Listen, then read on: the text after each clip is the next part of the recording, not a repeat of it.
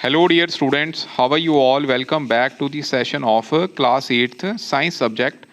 Today we are going to discuss about the solution of practice test series number 3. And the first question which is flashing on your screen, it is name the petroleum product is used in metaling the roads.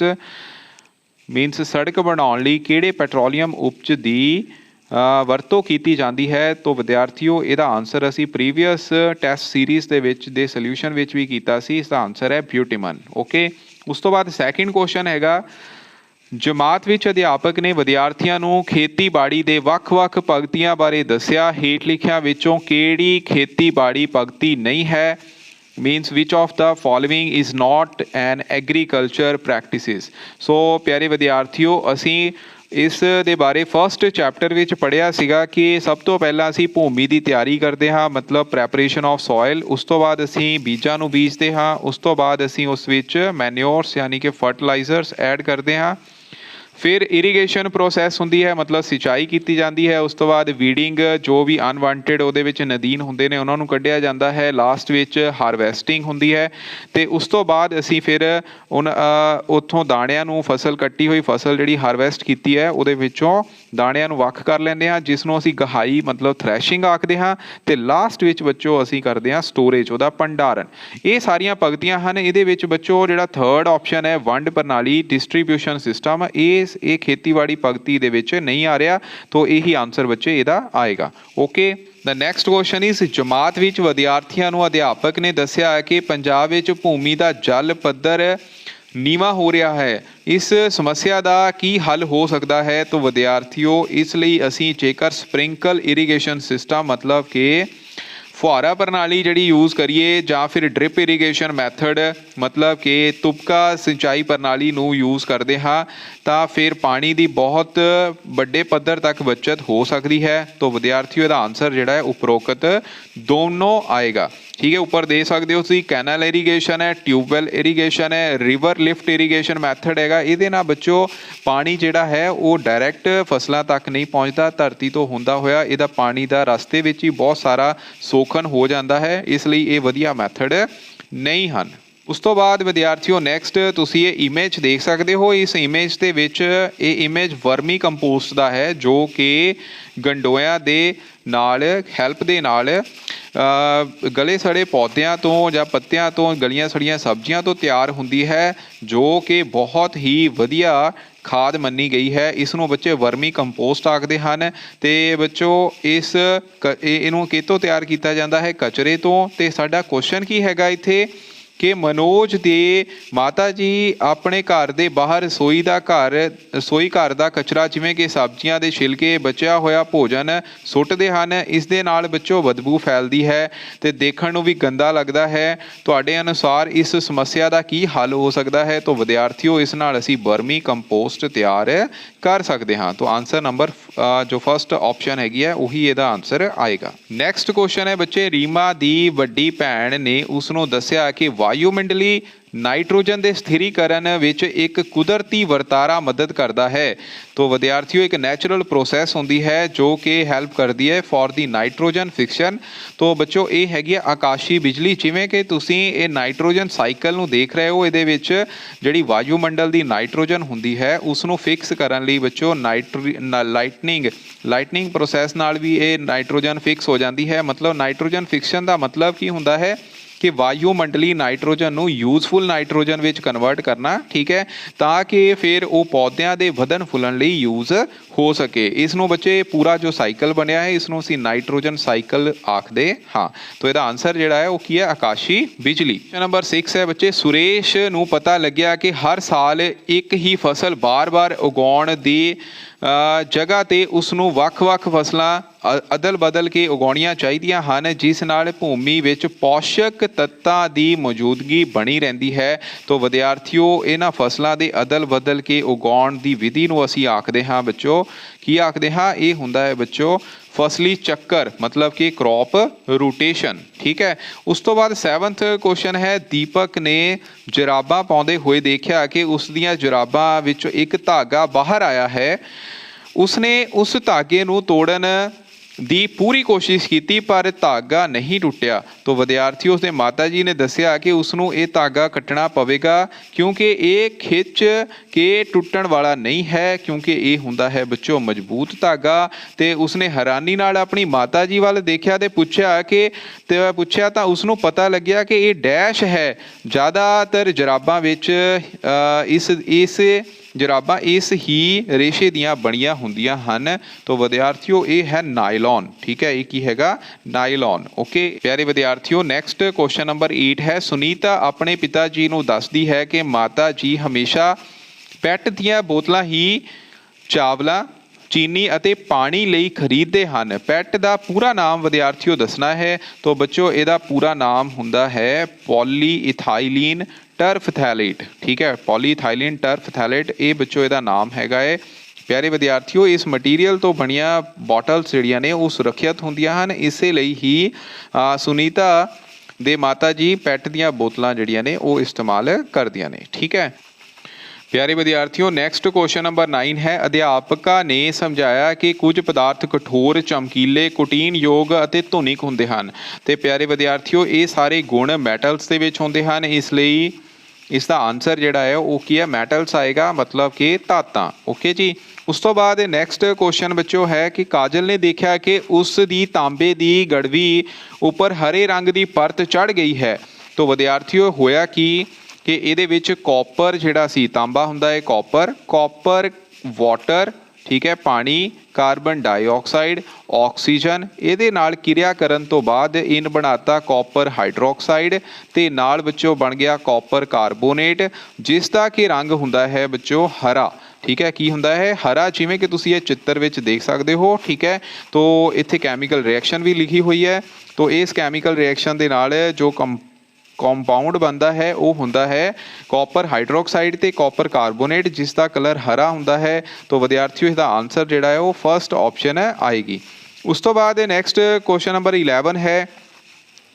ਸ਼ਾਮ ਨੇ ਅਖਬਾਰ ਵਿੱਚ ਪੜ੍ਹਿਆ ਕਿ ਰਾਤੀ ਕੁਝ ਲੋਕਾਂ ਦੀ ਮੌਤ ਕੋਲੇ ਵਾਲੀ ਅੰਗੀਠੀ ਜਲਾਉਣ ਨਾਲ ਹੋਈ। तो ਵਿਦਿਆਰਥੀਓ ਉੱਥੇ ਇੱਕ ਖਤਰਨਾਕ, ਰੰਗਹੀਣ ਤੇ ਗੰਧਹੀਣ ਗੈਸ ਪੈਦਾ ਹੋਈ ਹੈ, ਜਿਸ ਨੂੰ ਬੱਚੋ ਆਖਦੇ ਹਨ ਕਾਰਬਨ ਮੋਨੋਆਕਸਾਈਡ। ਤੇ ਕਾਰਬਨ ਮੋਨੋਆਕਸਾਈਡ ਦੇ ਕਰਕੇ ਹੀ ਉੱਥੇ ਕੀ ਪ੍ਰੋਪਰ ਕਾਰਬਨ ਦਾ ਜਾਲਣ ਜਿਹੜਾ ਨਹੀਂ ਹੋ ਸਕਿਆ, ਆਕਸੀਜਨ ਪ੍ਰੋਪਰ ਨਹੀਂ ਸੀ। ਠੀਕ ਹੈ, ਜਿਸ ਨਾਲ ਕਾਰਬਨ ਡਾਈਆਕਸਾਈਡ ਦੀ ਜਗ੍ਹਾ ਕਾਰਬਨ ਮੋਨੋਆਕਸਾਈਡ ਬਣ ਗਈ। ਤੇ ਕਾਰਬਨ ਮੋਨੋਆਕਸਾਈਡ ਬੱਚੋ ਇਹ ਬਹੁਤ ਜ਼ਿਆਦਾ ਖਤਰਨਾਕ ਹੁੰਦੀ ਹੈ, ਜੋ ਕਿ ਜੇਕਰ ਅਸੀਂ ਇਨਹੇਲ ਕਰ ਲਈਏ ਇਹ ਆਕਸੀਜਨ ਦੇ ਨਾਲੋਂ ਵੀ ਜ਼ਿਆਦਾ ਤੇਜ਼ੀ ਨਾਲ ਖੂਨ ਦੇ ਵਿੱਚ ਹੀਮੋਗਲੋਬਿਨ ਹੁੰਦਾ ਹੈ, ਉਸ ਨਾਲ ਕੰਬਾਈਨ ਕਰ ਜਾਂਦੀ ਹੈ। ਠੀਕ ਹੈ, तो ਕਾਰਬੋਕਸੀ ਹੀਮੋਗਲੋਬਿਨ ਕੰਪਲੈਕਸ ਬਣਦਾ ਹੈ, ਜੋ ਕਿ ਆਕਸੀਜਨ ਦੀ ਸਪਲਾਈ ਨੂੰ ਰੋਕ ਦਿੰਦਾ ਹੈ। ਠੀਕ ਹੈ, ਜਿਸ ਨਾਲ ਵਿੱਚੋਂ ਫਿਰ ਪਰਸਨ ਦੀ ਜਿਹੜੀ ਆ ਮੌਤ ਹੋ ਜਾਂਦੀ ਹੈ। तो ਇਹੀ ਕਾਰਨ ਇੱਥੇ ਹੈਗਾ, ਕਾਰਬਨ ਮੋਨੋਆਕਸਾਈਡ ਬਣਨ ਦੇ ਨਾਲ ਉਹਨਾਂ ਨੇ ਉਹ ਇਨਹੇਲ ਕਰ ਲਈ, ਜਿਸ ਨਾਲ ਉਹਨਾਂ ਦੀ ਮੌਤ ਹੋ ਗਈ। ਪਿਆਰੇ ਵਿਦਿਆਰਥੀਓ, ਨੈਕਸਟ ਕੁਐਸਚਨ ਨੰਬਰ 12 ਹੈ। ਅੱਜ ਅਧਿਆਪਕ ਨੇ ਵਿਦਿਆਰਥੀਆਂ ਨੂੰ ਤੀਲਾਂ ਦੀ ਡੱਬੀ ਦਾ ਇਤਿਹਾਸ ਪੜ੍ਹਾਇਆ। ਉਸਨੇ ਵਿਦਿਆਰਥੀਆਂ ਨੂੰ ਪੁੱਛਿਆ ਕਿ ਤੀਲਾਂ ਦੀ ਡੱਬੀ ਦੀ ਸਤ੍ਹਾ ਉੱਤੇ ਮੁੱਖ ਰਸਾਇਣਿਕ ਕਿਹੜਾ ਹੁੰਦਾ ਹੈ। तो ਵਿਦਿਆਰਥੀਓ ਇੱਥੇ ਮੈਂ ਤੁਹਾਨੂੰ ਇਮੇਜ ਦਿਖਾ ਰਿਹਾ, ਤੁਸੀਂ ਮੈਸਟਿਕ ਸਾਰਿਆਂ ਨੇ ਦੇਖੀ ਹੋਏਗੀ। ਬੱਚੋ ਜਿਹੜੇ ਇਹਦੇ ਸਾਈਡ ਤੇ ਕੈਮੀਕਲ ਹੁੰਦੇ ਨੇ, ਇਹ ਹੁੰਦਾ ਹੈ ਰੈੱਡ ਫਾਸਫੋਰਸ, ਐਂਟੀਮਨੀ। ਠੀਕ ਹੈ, ਐਂਟੀਮਨੀ ਸਲਫਾਈਡ, ਤੇ ਥੋੜਾ ਵਿੱਚ ਬੱਚੋ ਉਹਨਾਂ ਨੇ ਕੱਚ ਦਾ ਪਾਊਡਰ ਮਿਲਾਇਆ ਹੁੰਦਾ ਹੈ ਰਗੜ ਵਧਾਉਣ ਲਈ। तो ਵਿਦਿਆਰਥੀਓ ਇੱਥੇ ਆਨਸਰ ਜਿਹੜਾ ਹੈ ਉਹ ਤੁਹਾਨੂੰ ਸਤ੍ਹਾ ਤੇ ਪੁੱਛਿਆ ਹੈ ਕਿਹੜਾ ਕੈਮੀਕਲ ਹੈ, ਉਹ ਹੁੰਦਾ ਹੈ ਰੈੱਡ ਫਾਸਫੋਰਸ। ਇੱਥੇ ਆਨਸਰ ਆ ਜਾਏਗਾ ਫਾਸਫੋਰਸ। ਠੀਕ ਹੈ, ਤੇ ਵਿਦਿਆਰਥੀਓ ਜਿਹੜੇ ਹੈਡ ਕੈਮੀਕਲ ਹੁੰਦਾ ਹੈ, ਮਤਲਬ ਕਿ ਜਿਹੜੀ ਵੁਡਨ ਸਪਲਿੰਟ ਹੈਗੀ ਆ ਉਹਦੇ ਤੀਲਿਆਂ ਦੇ ਟਿਪ ਦੇ ਉੱਪਰ ਜਿਹੜਾ ਕੈਮੀਕਲ ਲੱਗਾ ਹੁੰਦਾ ਹੈ ਉਹ ਹੁੰਦਾ ਹੈ ਬੱਚੇ ਪੋਟਾਸ਼ੀਅਮ ਕਲੋਰੇਟ। ਇਹ ਯਾਦ ਰੱਖਣਾ। ਠੀਕ ਹੈ, ਇਹਦੇ ਵਿੱਚ ਵੀ ਗਲਾਸ ਪਾਊਡਰ ਮਿਕਸ ਕੀਤਾ ਹੁੰਦਾ ਹੈ ਤਾਂ ਕਿ ਰਗੜ ਜਿਹੜੀ ਹੈ ਉਹ ਵੱਧ ਸਕੇ।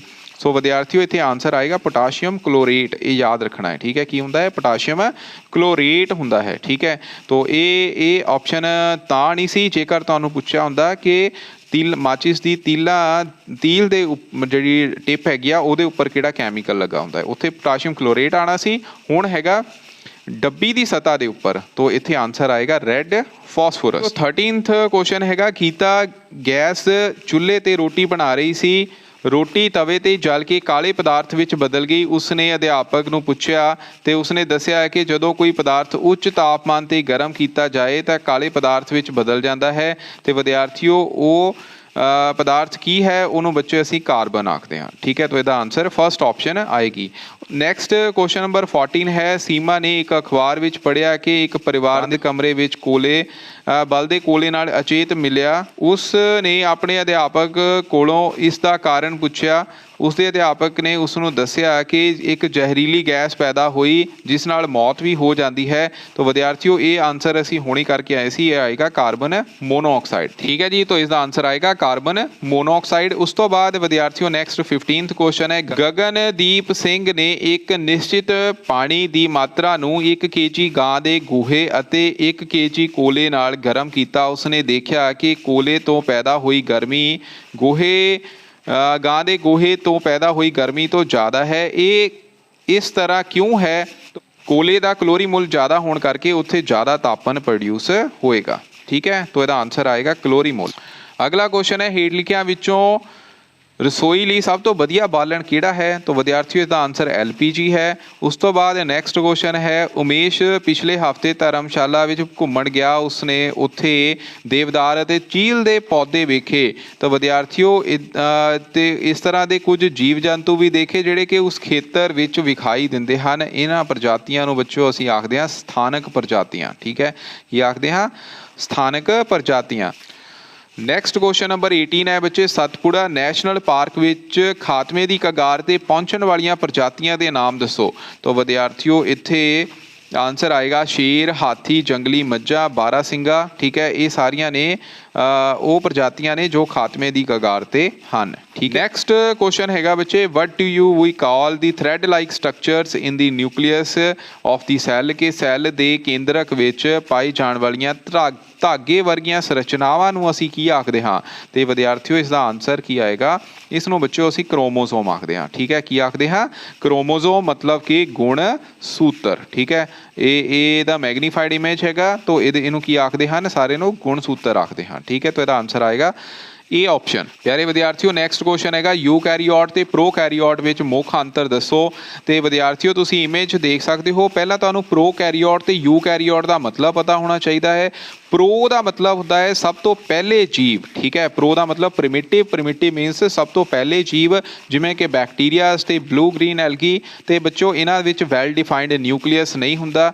ਠੀਕ ਹੈ, ਮਤਲਬ ਕਿ ਨਿਊਕਲੀਅਰ ਮੈਂਬਰੇਨ ਜਿਹੜੀ ਆ ਉਹ ਪ੍ਰੈਜ਼ੈਂਟ ਨਹੀਂ ਹੁੰਦੀ। ਨਿਊਕਲੀਅਰ ਮੈਂਬਰੇਨ ਨੂੰ ਅਸੀਂ ਕੇਂਦਰਕ ਝਿੱਲੀ ਆਖਦੇ ਹਾਂ। ਤੇ ਕੇਂਦਰਕ ਝਿੱਲੀ ਪਿਆਰੇ ਵਿਦਿਆਰਥੀਓ ਪ੍ਰੋਕੈਰੀਓਟ ਵਿੱਚ ਨਹੀਂ ਹੁੰਦੀ, ਪਰ ਯੂਕੈਰੀਓਟ ਵਿੱਚ ਹੁੰਦੀ ਹੈ। ਯੂਕੈਰੀਓਟ ਦਾ ਮਤਲਬ ਹੈ ਮਲਟੀ ਸੈਲੂਲਰ ਆਰਗੈਨਿਜ਼ਮ, ਜਿਵੇਂ ਕਿ ਅਸੀਂ। ਠੀਕ ਹੈ, ਅਸੀਂ ਯੂਕੈਰੀਓਟ ਕਲਾਸ ਦੇ ਵਿੱਚ ਆਉਂਦੇ। ਤਾਂ ਆਨਸਰ ਆਏਗਾ ਥਰਡ ਆਪਸ਼ਨ। ਇਹ ਯਾਦ ਰੱਖਣਾ ਬਹੁਤ ਇੰਪੋਰਟੈਂਟ ਕੁਐਸਚਨ ਹੈਗਾ।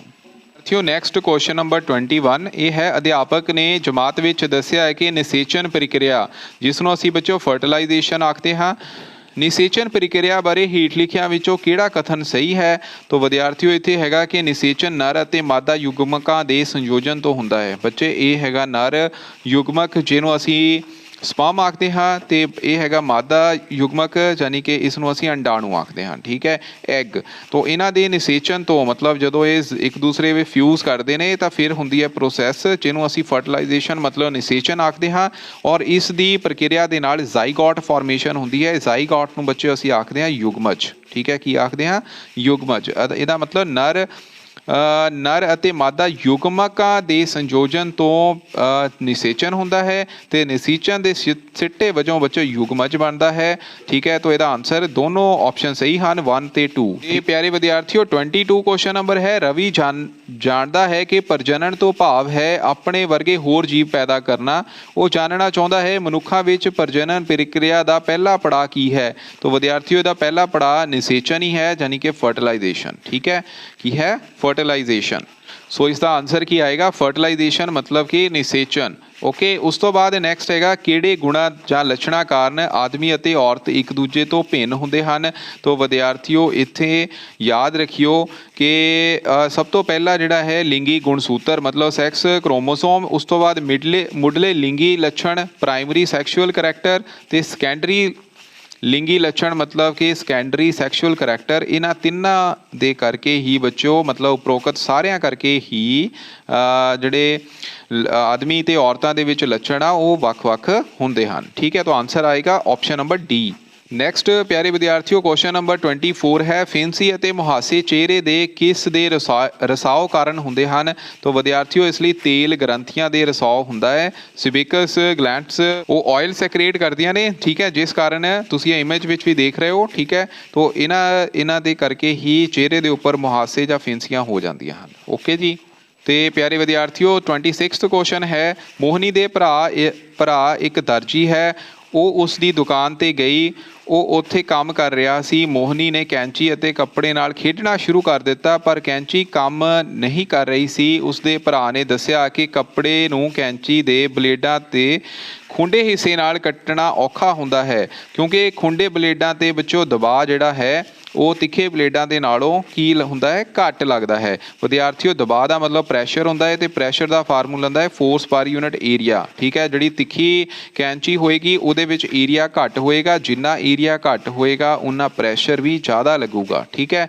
ਤੇ ਜਿੰਨਾ ਏਰੀਆ ਯਾਨੀ ਕਿ ਖੇਤਰਫਲ ਜ਼ਿਆਦਾ ਹੋਏਗਾ ਉਨਾ ਦਬਾਅ ਘੱਟ ਲੱਗੇਗਾ। ਤਾਂ ਖੂੰਡੀ ਤੇ ਕੈਂਚੀ ਹੈਗੀ ਆ ਉਹਦੇ ਵਿੱਚ ਜਿਹੜਾ ਖੇਤਰਫਲ ਹੈ ਉਹ ਜ਼ਿਆਦਾ ਹੋਏਗਾ, ਠੀਕ ਹੈ, ਕੰਪੈਰੀਟਿਵ ਟੂ ਦੀ ਜਿਹੜੀ ਕਿ ਤਿੱਖੀ ਬਲੇਡਾਂ ਵਾਲੀ ਕੈਂਚੀ ਹੋਏਗੀ, ਠੀਕ ਹੈ। ਸੋ ਇਹਦਾ ਆਨਸਰ ਆਏਗਾ ਘੱਟ ਦਬਾਅ ਪੈਦਾ ਹੋਏਗਾ ਖੁੰਡੇ ਬਲੇਡਾਂ ਦੇ ਕਰਕੇ, ਕਿਉਂਕਿ ਉਹਦਾ ਏਰੀਆ ਜ਼ਿਆਦਾ ਸੀ, ਮਤਲਬ ਖੇਤਰਫਲ ਜ਼ਿਆਦਾ ਸੀਗਾ, ਠੀਕ ਹੈ। ਅਗਲਾ ਕੁਐਸਚਨ ਹੈਗਾ 27 ਦੀਪਕ ਹਾਕੀ ਖੇਡਦੇ ਸਮੇਂ ਮੈਦਾਨ ਵਿੱਚ ਗੇਂਦ ਨੂੰ ਸੱਟ ਮਾਰਦਾ ਹੈ। ਉਹ ਕੀ ਕਰ ਰਿਹਾ ਹੈ ਬੱਚੋ? ਉਹ ਤਾਂ ਇੱਕ ਤਾਂ ਗਤੀ ਉਹਦੀ ਬਦਲ ਰਿਹਾ ਹੈ, ਦੂਜਾ ਉਹਦੀ ਦਿਸ਼ਾ ਬਦਲ ਰਿਹਾ ਹੈ। ਤਾਂ ਦੋਵੇਂ ਆਨਸਰ ਇਹਦੇ ਆਪਸ਼ਨ ਨੰਬਰ 4 ਦੇ ਵਿੱਚ ਹਨ। ਤਾਂ ਇਹੀ ਆਨਸਰ ਇਹਦਾ ਆਏਗਾ, ਠੀਕ ਹੈ। ਸਕੂਲ ਵਿੱਚ ਬੱਚੋ ਰੱਸਾਕੱਸੀ ਦਾ ਖੇਲ ਚੱਲ ਰਿਹਾ ਹੈ, ਠੀਕ ਹੈ। ਤੇ ਇੱਕ ਪਾਸੇ ਜਿਹੜੀ ਟੀਮ ਹੈਗੀ ਆ ਉਹ F1 ਨਾਲ ਫੋਰਸ ਲਗਾ ਰਹੀ, ਦੂਸਰੀ F2 ਦੇ ਨਾਲ ਫੋਰਸ ਲਗਾ ਰਹੀ ਆ। ਦੋਨੋਂ ਬਲ ਜਿਹੜੇ ਨੇ ਉਹ ਉੱਥੇ ਅਸਮਾਨ ਹਨ। ਮਤਲਬ ਕਿ ਮੰਨ ਲਓ F1 ਦੀ ਵੈਲਿਊ ਜਿਹੜੀ ਆ ਉਹ F2 ਦੇ ਨਾਲੋਂ ਜ਼ਿਆਦਾ ਹੈਗੀ ਆ। ਮੰਨ ਲਓ ਇਹ 10 ਨਿਊਟਨ ਨਾਲ ਫੋਰਸ ਲਗਾ ਰਹੇ, ਇਹ 5 ਨਿਊਟਨ ਨਾਲ ਫੋਰਸ ਲਗਾ ਰਹੇ ਆ। ਉਹਨਾਂ ਦੁਆਰਾ ਜਿਹੜਾ ਕੁੱਲ ਬਲ ਲੱਗਾ ਹੋਏਗਾ, ਕਿਉਂਕਿ ਦੋਨਾਂ ਦੀ ਦਿਸ਼ਾ ਉਲਟ ਹੈ, ਤੇ ਇੱਥੇ ਬੱਚੋ ਦਿਸ਼ਾ ਉਲਟ ਹੋਣ ਕਰਕੇ ਅਸੀਂ ਇਹਨਾਂ ਦਾ ਡਿਫਰੈਂਸ ਲੈ ਲੈਣਾ ਹੈ, ਮਤਲਬ ਅੰਤਰ ਲੈ ਲੈਣਾ ਹੈ, ਠੀਕ ਹੈ। ਜਿਹਦੀ ਵੈਲਿਊ ਜ਼ਿਆਦਾ ਹੋਏਗੀ ਉਹਦੇ ਵਿੱਚੋਂ ਦੂਸਰੀ ਵੈਲਿਊ ਘਟਾ ਦੇਣੀ ਹੈ, ਤੇ ਉਹਦੀ ਡਾਇਰੈਕਸ਼ਨ ਵੀ ਯਾਨੀ ਕਿ ਦਿਸ਼ਾ ਵੀ ਜਿਹੜੀ ਹੈ ਉਸੇ ਵੱਲ ਹੀ ਆਏਗੀ ਜਿਹਦਾ ਬਲ ਜ਼ਿਆਦਾ ਹੈਗਾ, ਮਤਲਬ F1 ਫੋਰਸ। ਤੋਂ ਆਨਸਰ ਆਏਗਾ ਦੋਵੇਂ ਬਲਾਂ ਦਾ ਅੰਤਰ, ਠੀਕ ਹੈ।